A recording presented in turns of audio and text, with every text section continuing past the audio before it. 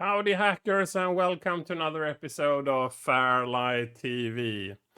So in cracking the Amiga with Phil Galahad, there are two real sections. One is sort of the first part and that ends when Phil has implemented a little patch routine and there is a little bug in that one that will cause everything to fail. This episode is sort of a bonus feature that is around 30 minutes of material cut out from when Phil is sort of error searching when he realizes that the issue is there and then the steps he takes to sort of find what is actually going wrong. So this is a very bonus-like thing. You don't need this to kind of get the entire thing. But there are, of course, a number of learnings from watching this one as well. So over to Phil fixing the issue.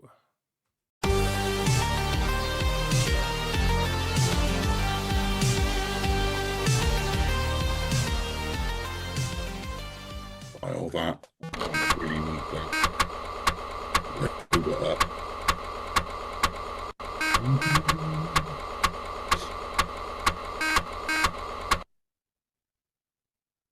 Oh no! Oh, it crashed! It's crashed! You git! How dare you protect your software from the likes of me? Right, so we're going to reset that. Yep.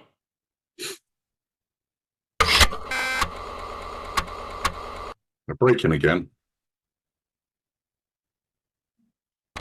Look out the extra memory routine.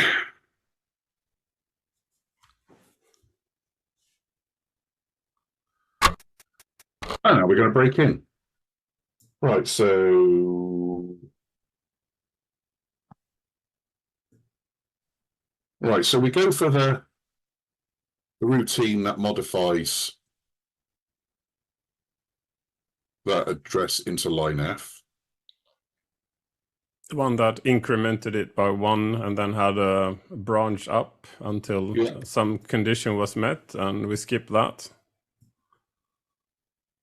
See, Cracker's best friend, no ops. It can't modify that routine ever again. So we go back to 836A, which is that one there.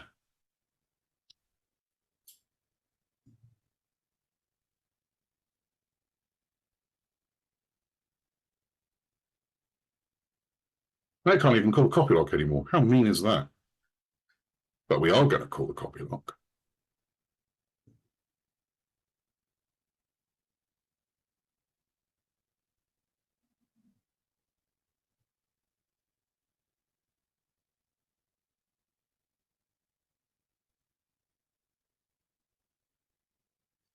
Right, so we'll do this by hand.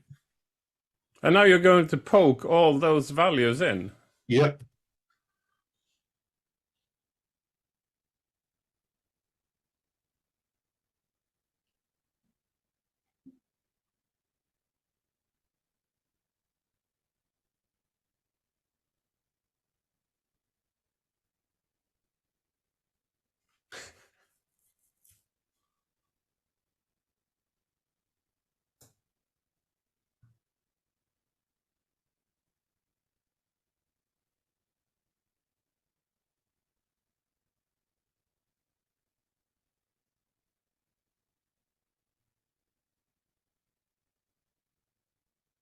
So those are the values there that we poked in. So this is now your copy lock emulation. Say again? It's your copy lock emulation here. You are emulating the result of what the copy lock routine would yield if it successfully did its thing. Yeah. So if you look at 25D6, you see you've got half time modeled up. Yeah. And we've got the code up there that will fix that. Yeah. 03034841, yeah. 4E75D350, yeah. 4E714E75, yeah. Yep. And yep. And so we'll break away from that. So now we put a direct call to the copy lock. Now, the reason why we put a direct call to the copy lock is it was originally been called by an exception, which means we'd have to return with an RTE. We've now removed the need for that. Yep. So what we're going to do now is get rid of any breakpoints.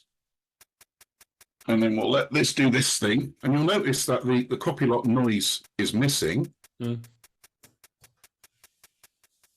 Hopefully, unless I ballsed it up.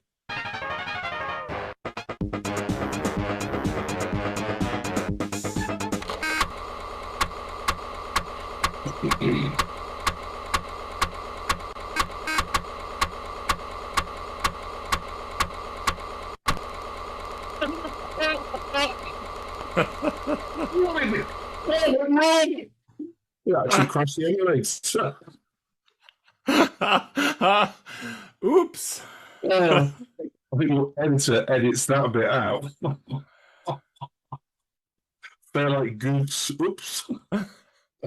Jesus. What happened there?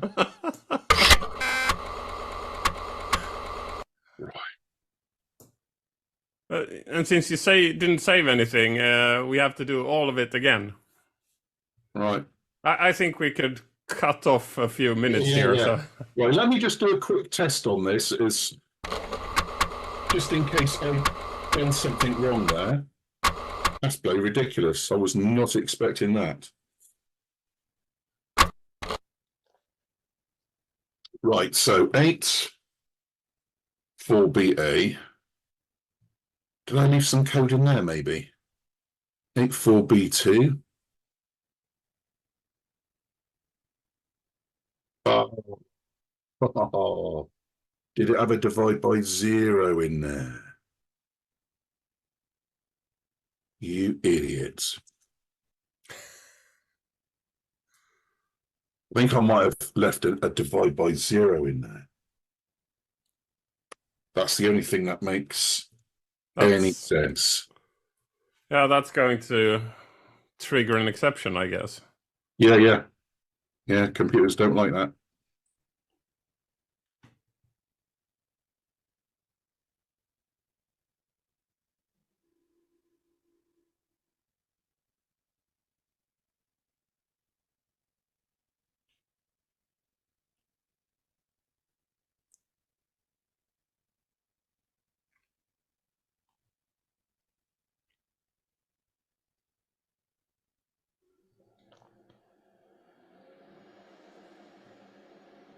Of course, there might be the possibility that I've missed something out here.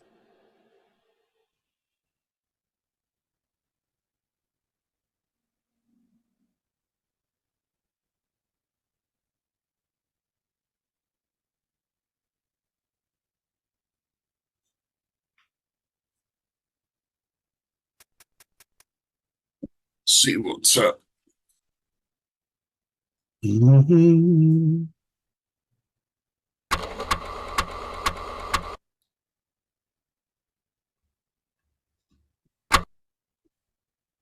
And that's your breakpoint. It's a long time since I've dealt with this. Oh. Right. Okay, give us 2 secs. I think I know what it is. It's because I've modified the copy lock header on this one, and it doesn't like it. Could be there's a check in there.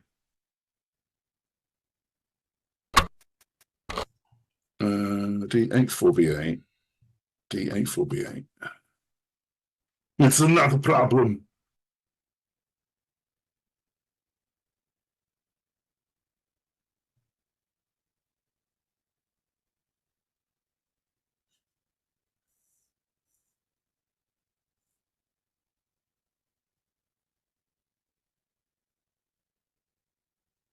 Right, so let's put the code in ourselves. 03034841 DCC8 4E75 D358. Because how I would usually do this is have a routine that moves all these values into their correct place before I execute this code. And I wouldn't modify I would have no reason to modify the copy lock header at all.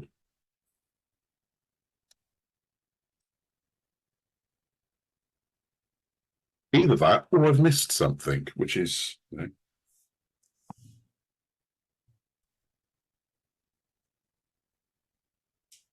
that one skips past.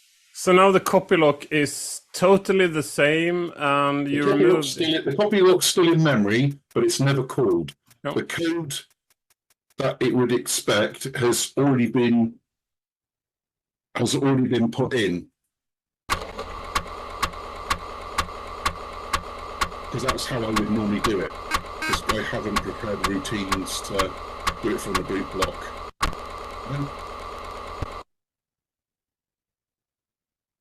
Right, bear with me. Let's see what I'm doing wrong.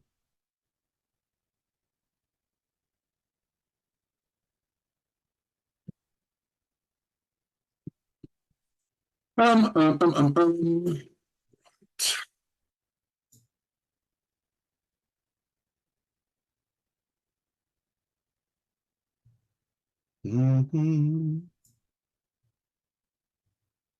have already done this game, believe it or not.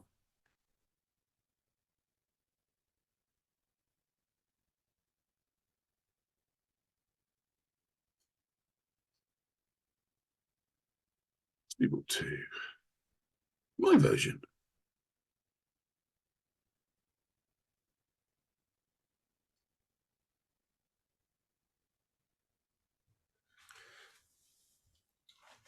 So normally when you do this, like when you implement it, is that something you just stuff onto the boot block, or?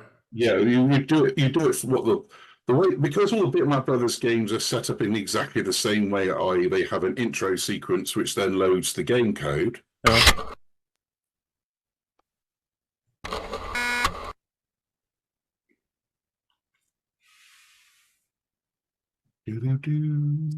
Wrong code. Yeah, basically you do it from the boot block. You would track it through the boot block, and then you would latch it onto the final jump into the game. So just before it actually jumps. Yeah, there you have your copy routines. Yeah. So I think it's more. It is more. How did it not spot those though? I don't understand that. That's weird. Are they after the stack? No. Yeah, so it's got DCC8. No, they're all well before. Yeah. Right, so we've got the 475 D350 at DCC8, yes. We've got the 303 4841 at 25D6, yes. We've got the 471 475 at 1106, yes. And then the 84BA was the code. Oh, I've overextended. Twat. I've overextended on the line F removal. Dickhead. Not you, me. Yeah, that's fine. Just clarifying, it's me, not you. Yeah, that's fine. I've been called worse, so. Right, what I've done is I've overextended on the line F removal, which has then caused it to crash.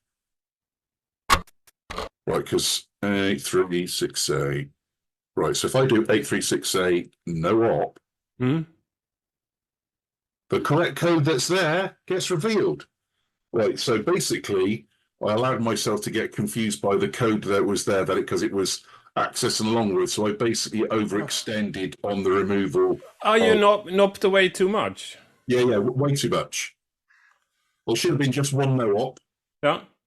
Thinking about a line F is just a word size value, but it's because it had that long word value, which then gets modified. I've accidentally overextended on removing that. It should have been just a no op. So that no op there is enough to stop the copy lock from running and not go and fuck up the code here.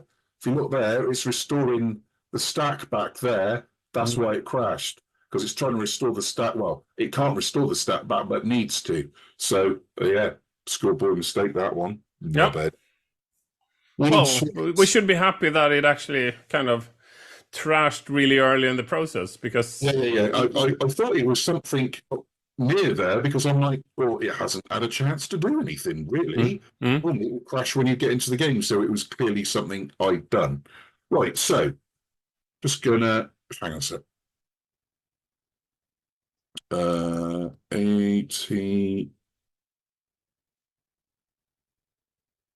We don't want to do line F. We'll find some at low memory.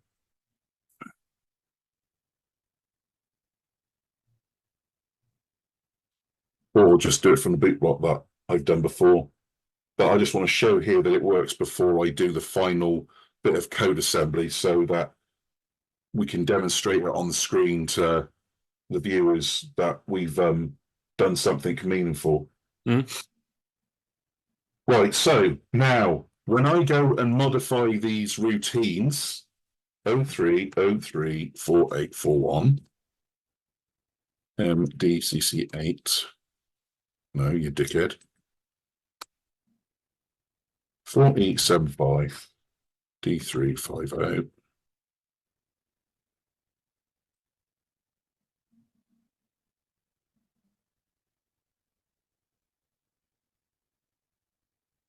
The NOP and the RTS there.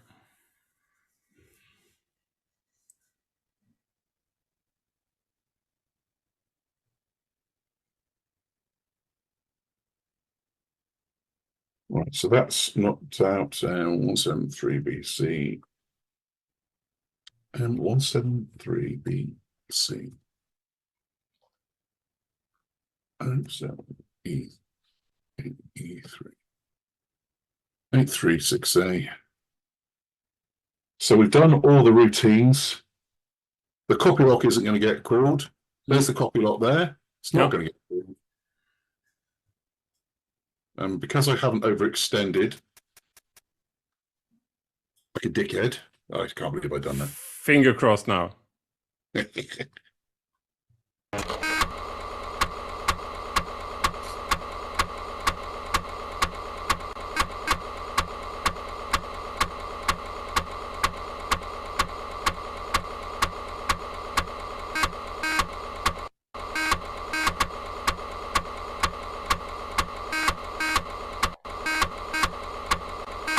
I did knock out the extra memory routine this time, so it'll load the game in one go.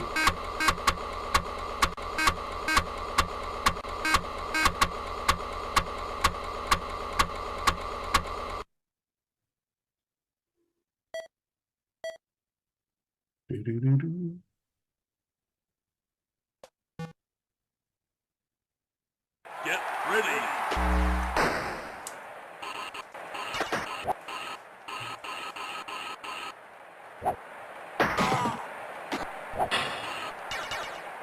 My God, I seem to have thwarted the Bitmap brothers. Yes. And I mean, this works so far, but when you really would see it is at halftime, I guess. Yeah, when you see the text.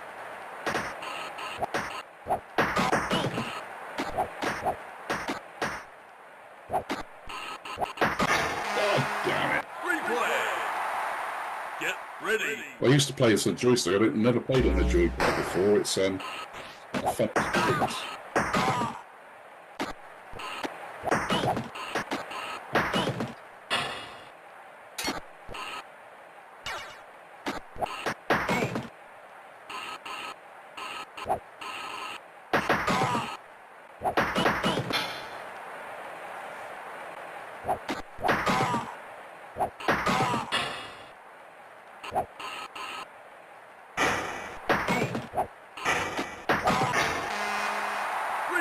Get ready.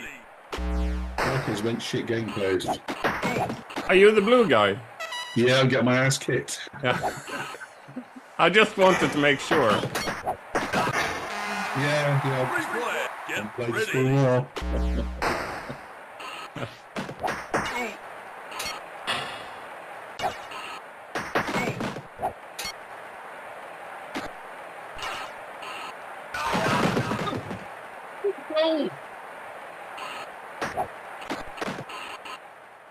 Get ready.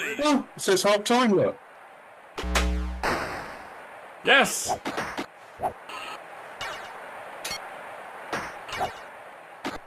Right, so at least we know for the video we can demonstrate that it works. Yes, absolutely. It surely said half time. Yeah, definitely. The only part that didn't work was the blue guy scoring, but I'm sure that's a flaw that could be fixed Train by a couple practice. soon for that one, I think. So yeah, what I'll do now is if I go back through that and poke those values in and then show that it works, then obviously that'll be for the video. Happy with that? Absolutely. Right, so now that we've copied the disk and we've shown that it doesn't work, we now need to patch the routines to make sure that we know that we've done it. So knock out the extra memory routine, speed up the loading, because who's got time to wait? And breaking. Right, so 836A, making sure we don't overextend on the removal of this particular instruction. Yeah. Only using one no-op. Just one, and we're good. Just the one. And then we need to knock out this routine, and this routine, as we recall, modifies that call to the copy lock. Well, what don't want to happen is leave that in there, and it corrupts that no-op. Yeah.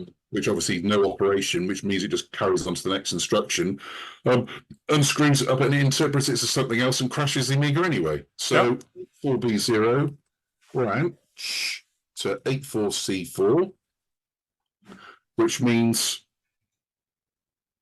all the stuff here is missed, so that this routine here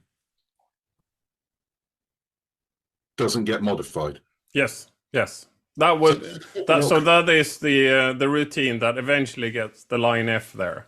Yeah. So eventually that was the one that gets A36A.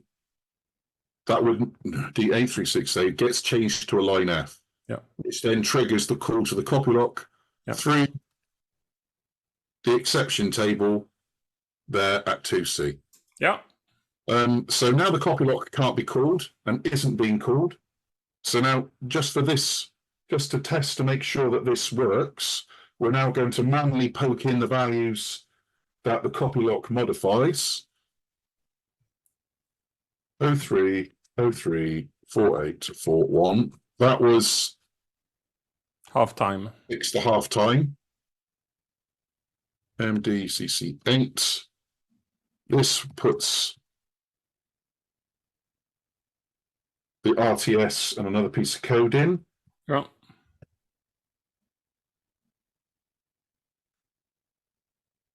That Not puts an RTS. In. I have no idea what this one does, but it modifies it, so we're changing it. We've got no breakpoints active. We've done that one, so that can't be modified. We've done that one. All the copy lock stuff's been done. The copy lock's there, but will never be called.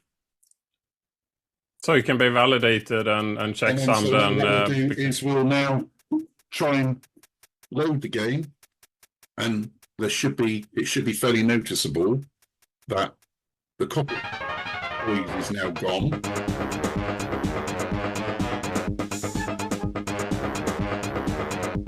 And it doesn't crash.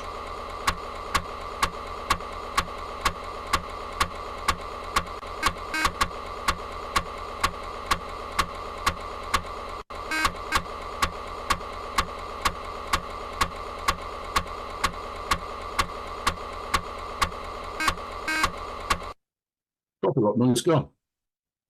With the copy lock noise gone, it means it's faster to load. Yeah. And it means it's not searching additional drives for a copy lock it can't find. Yeah. So let's do a knockout game.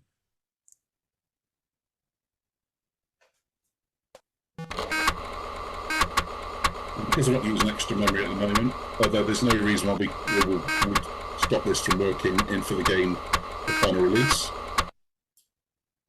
Oh, Get ready. look what didn't happen before.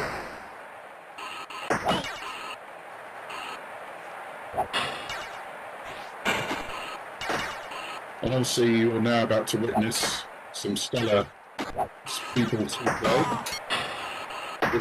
It wasn't me at the joypad, frankly, because oh my good God, I'm rubbish at this game. I love this game, but I'm rubbish at it. But my only excuse is I'm using a cheap Amazon joypad, and for years I've played this game on a joystick. The only thing I didn't like about this game was your thumb felt like it had been ruined after you played it. It just felt destroyed. I used to play this a lot with my brother-in-law. I've successfully touched the ball at the wrong end of the after that. So and since we're not in the habit of playing games and showing it to people, the reason why we're watching this is that we will let the game run into halftime, because if halftime message is shown properly, that means that the patch is fully working.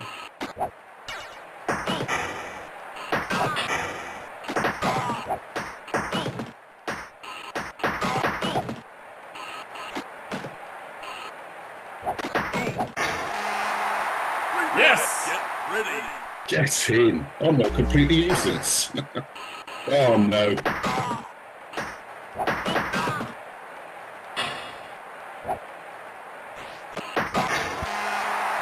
The winning just doesn't stop. 10 seconds to go. And what we're looking for in the top left-hand corner is the half line, because one of the things the copyright does is fixes that text. Obviously, so there we go. And that works. Yes!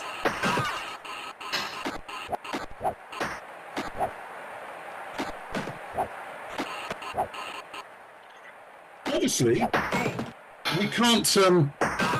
You can't release a game like this where you give instructions with action replay on how to, you know, play this this game. Yeah. To crack this game. Sorry. Right. So let's need to check one piece of code very quickly, which I forgot to write down. I didn't actually write it down. Perhaps you can edit this bit out so I don't look like a chump.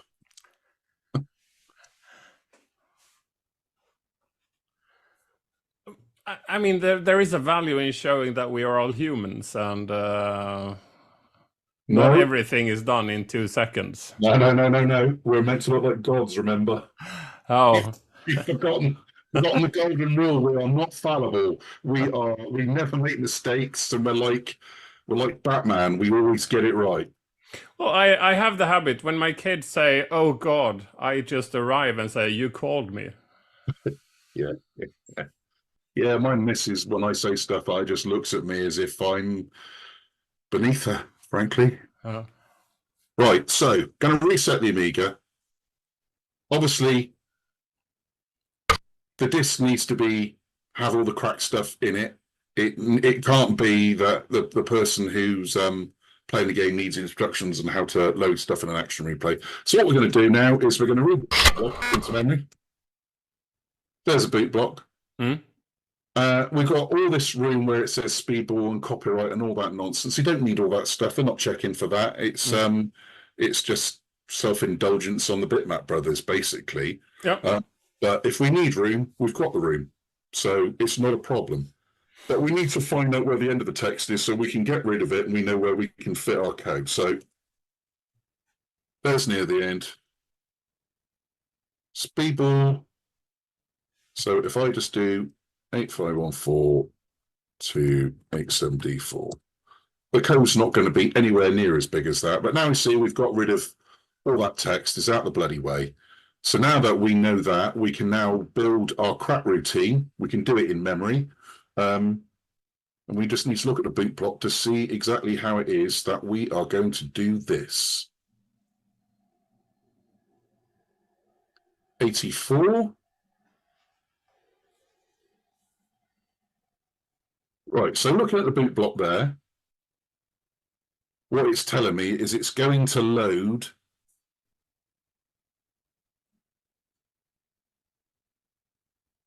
it's going to basically, it's going to put an address in at 80. It's moved something into 84. What has it put into 84? It's put something into 84.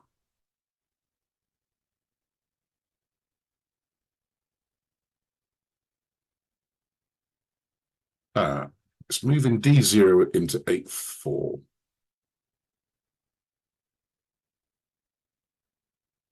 All right, I see. It's going to be allocating some memory, and this is where it's going to be loading the boot block into memory. So we're not going to fart around with this. We're going to see exactly what we're dealing with here.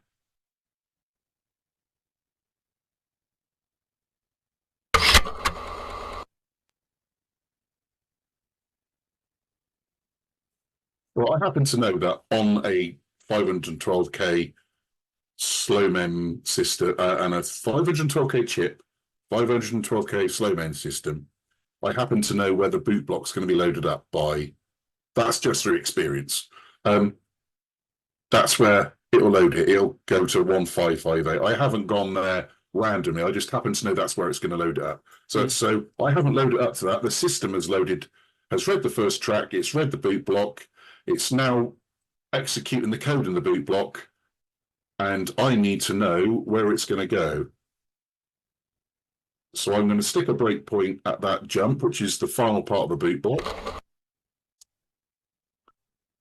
And it's moved 84, so it's 59E8.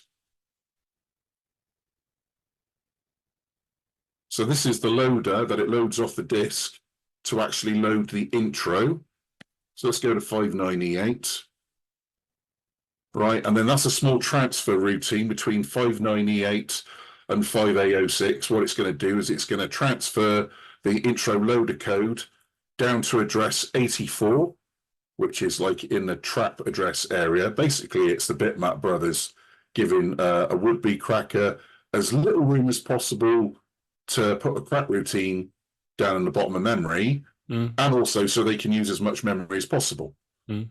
Both of those can be true.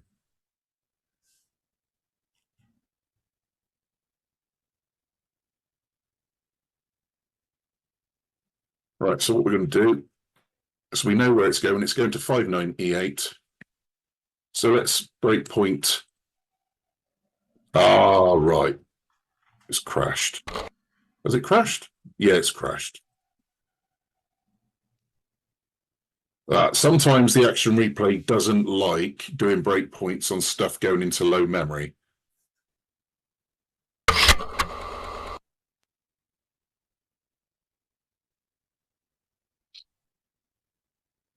So let's try that again.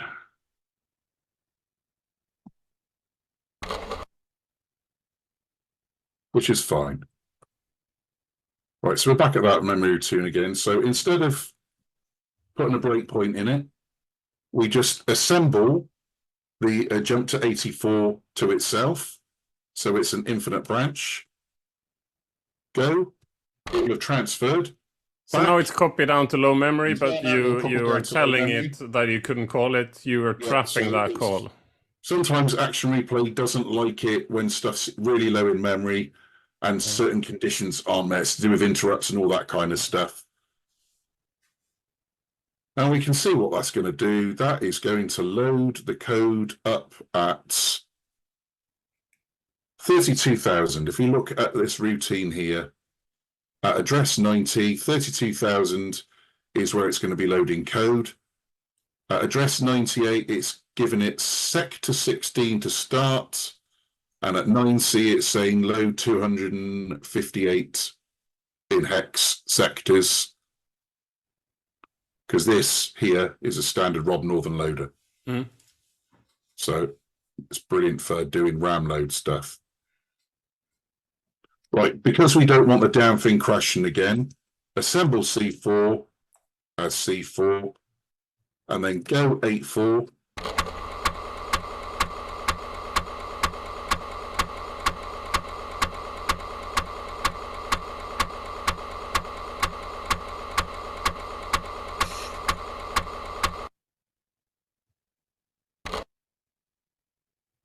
There we go, it's stopped. Assemble C4 as jump A0. Let's put 32,000 in A0. And there's some code there. I wonder if it's all unpacked.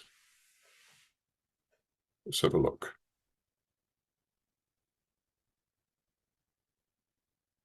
No, it might be packed with something.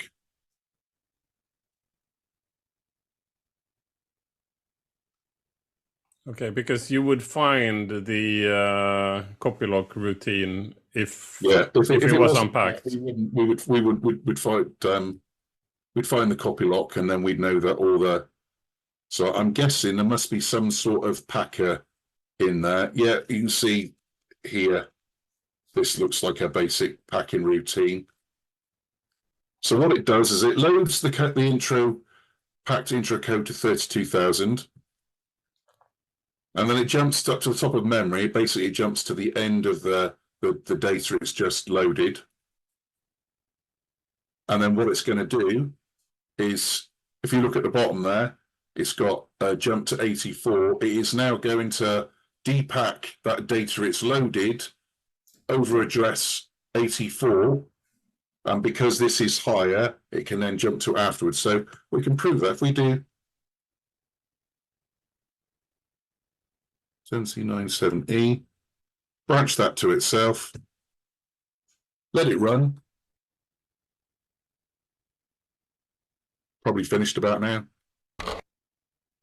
It has. If we look at 8.4, well, that's totally different. We know that the copy lock is at 1506C. No, so has it got more unpacking to do? Or has it encrypted it? It looks like it's encrypted it. Yeah, it looks like there's some sort of encryption to hide the fact that the copy lock's there. But the rest of the code, the important stuff that we actually need to modify, isn't encrypted at all. So the fact that the copy lock's encrypted is completely irrelevant. 84B0, we can modify that. 25D6, the half time, the text is all there. So we know that once it gets to this place in memory, everything's unpacked, and it can we can then patch the code. So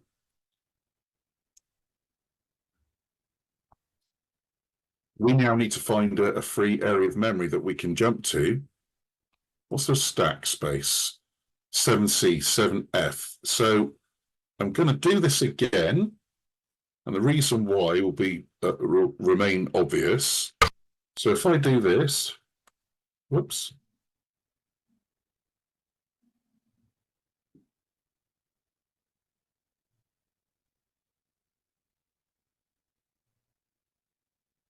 FairLight, obviously. I've just filled up a memory space with LT, and the reason why I've done that should be obvious. You want to see if it's getting cleared by the program. Gets cleared. I can break in because I know it's going there. Was it already there? I can't remember. That's right, it's already there. So assemble C4 again as C4. Let's speed the loading up because we don't need to wait.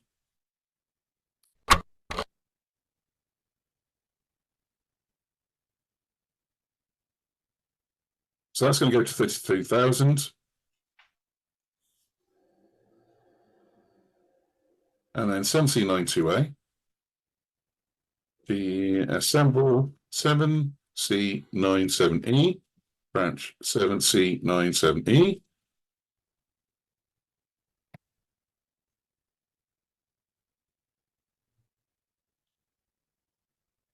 It should be at our branch now, just before it jumps into the intro. It is. Now let's go look at this bit of memory. Oh, wrong one.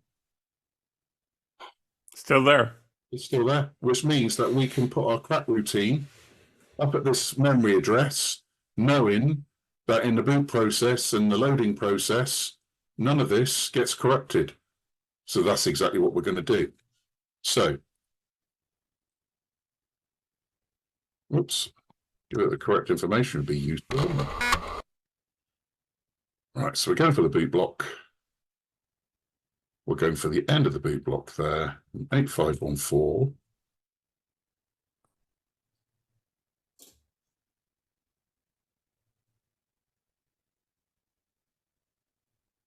Right, so that jump there, 8512, that is the final jump from the boot block to the booter code, Yeah.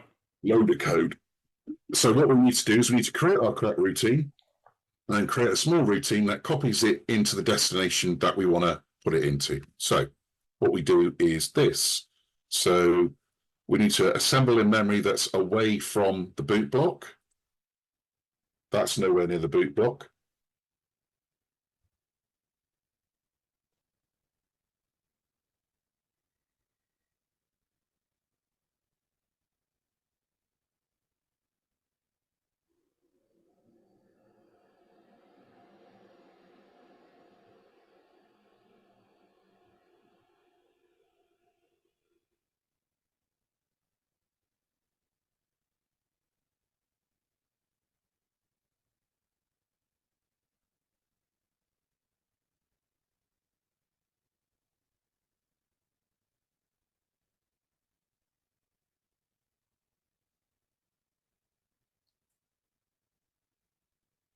Right, so the first 3 lines is to do with the stuff that the copy lock does.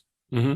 And the 4th line, the 4E71 into 83D6, that's to knock out the line F that calls the copy lock. Yeah. And then 1024, the 6016 into 84BO is to put a branch in that routine that modifies 83D6 to turn it into a line F in the first place. And then at the end, obviously, we've got the jump into the intro once it's depacked. Mm. We don't need to figure out how long it is because I've done it at such a sensible address. It tells me that it's 30 bytes long. So that's fantastic news. So, idiot.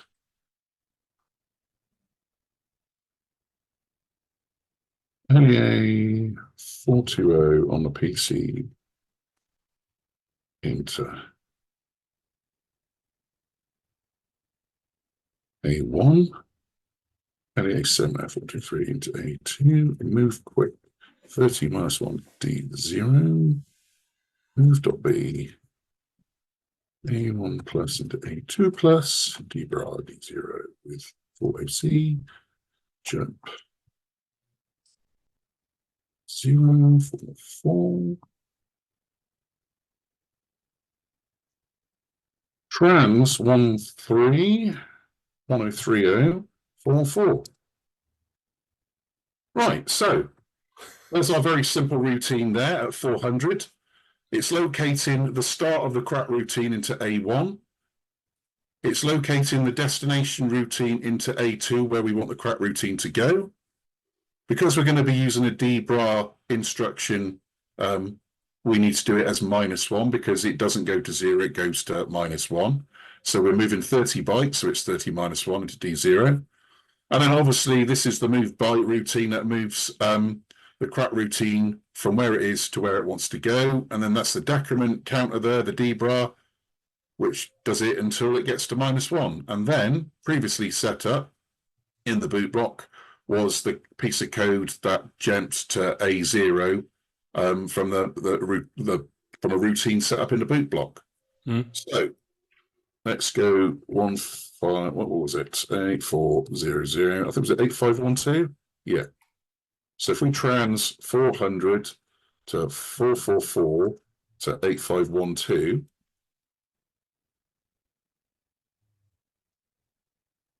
Because of your PC relative code, if you notice there that address there has changed correctly to that one there's an absolute address because we don't want that to relocate. We know that area of memory is free and we don't want to piss around. Now we need to do a boot block check.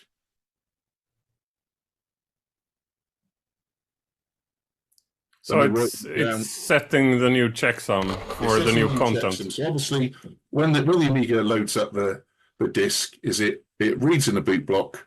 Yeah. It checks the first long word to see whether or not it's a kickstart disk or it's a DOS disk or what type of DOS disk it is. And then after that comes a checksum, and then it compares to make sure that the calculation is correct. If it's correct, it will allow the disk to boot. Right, now what we need to do is we need to adjust that jump, the final jump. So what I'm doing here is I know that that intro code's on the first part of the disc up to track 28. So I'm reading the first half of the disc into memory.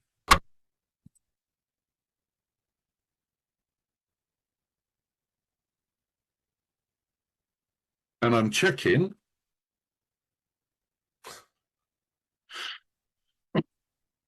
I'm going through that red in disk image to find the final jump to 84, because obviously we don't want it to go to 84 anymore.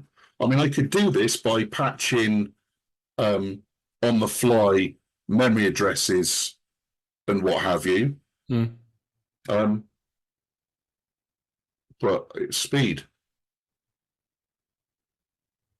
And there it is there. We can slow that down there. So if we go 55960, that was the code there. Because there was the funky DPAC routine afterwards. And because they've been so accommodating, it's not a short address.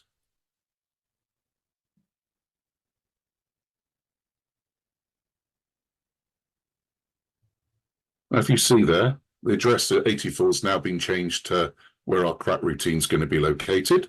Right track 0, 80, tell it where the start of the data is. And we can do it faster than that.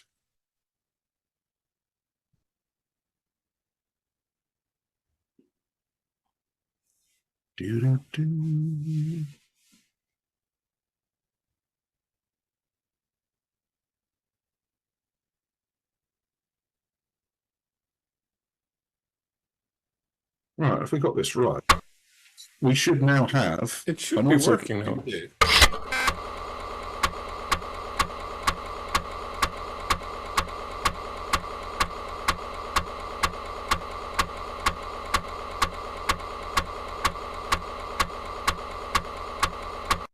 Intro depacking. Intro running. The code must be working, because otherwise it's randomly gone out the end of memory and it's managed to magically work. So if we now check our memory addresses, 836A, what? Whoa, what's going on? Our routine is there, at least. Have I done the wrong one? Or did I not write enough data down? Fuck's sake, what's going on here? Your editor's going to be busy.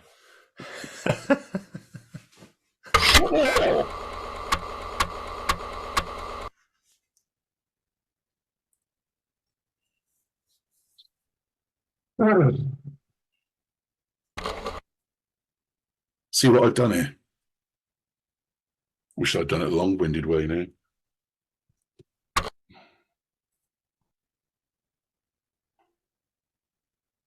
Oh, you had a jump that you saved, or no? Yeah, I saved. Yeah, it's there.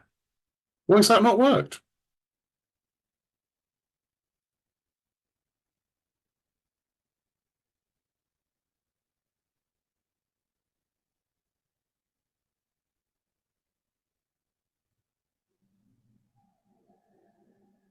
It crashed.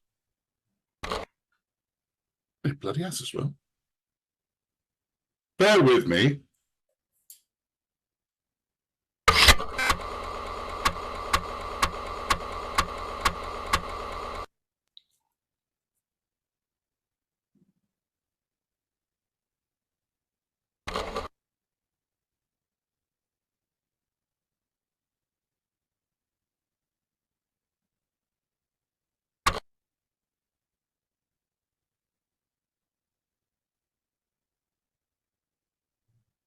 Let's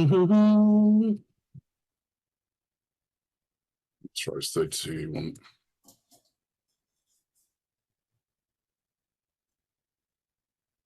So the loaded stuff is there, and the call to 7F1000 is there, and the routine on 7F1000 is there, and Yup. Nice, that's definitely working.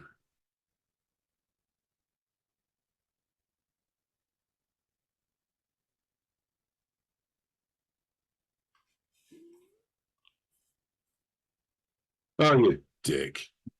What a knobhead. What was it? The specific address that I checked, I'm like, oh my God, it hasn't bloody worked. How is that possible? How has the Amiga not crashed? I got the memory address wrong. I've put 83D6 and it's not, it's 836A. I got a memory address wrong. 8512. How the hell did I manage that? 836A.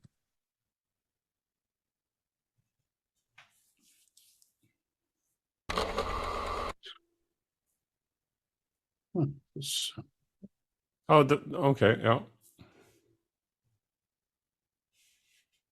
What a twat. And now you wrote it back again, so... Yeah, well, we're not hanging around now. We're professionals. There we go. Okay, so that's where it's supposed to be. Yeah. Not way down here. 84BA. No, it's not. It's 84B0, wasn't it? There we go. There's the branch that branches round. And then if we look at the halftime text is written in there. And then so when we do this,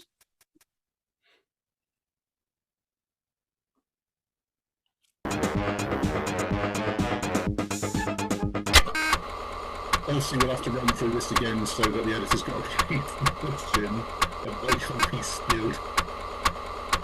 There's going to be lots of jerky movement with puzzle blocks and oh no, it works. It must be magic.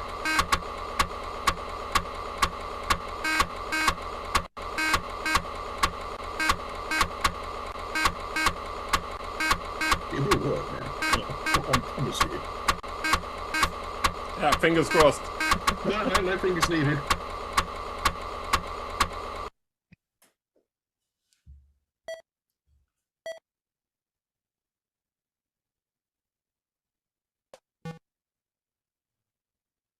Get ready. And just let it run forward now, so we will see it. He's got no fingers. Oh dear. Must be something wrong. I'm scoring. Get ready.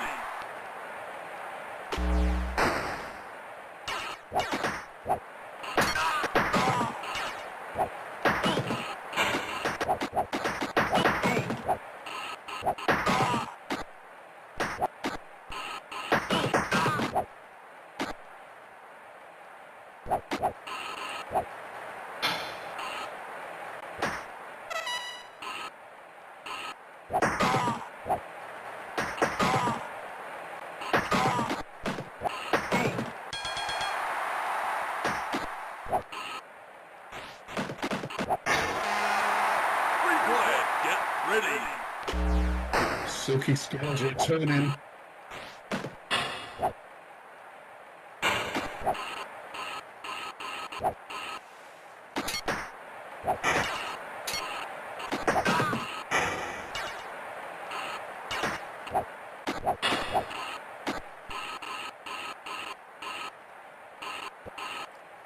So in 25 seconds, the truth will be revealed. Did it work?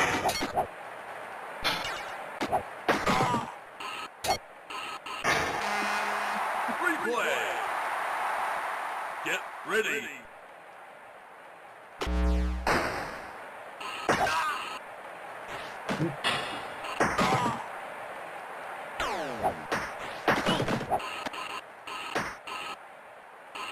Three, two, 1, 0. Halftime. It worked. Actually, can't believe that schoolboy error. That getting the memory address wrong, isn't it? Oh. Replay. Great. Should we pause the game and Get ready. I guess wrap up, because now we've seen all the parts. Yes. And I guess we need to have we need to lose the sound of the game, because it's the flushing in the background. Great. Thanks.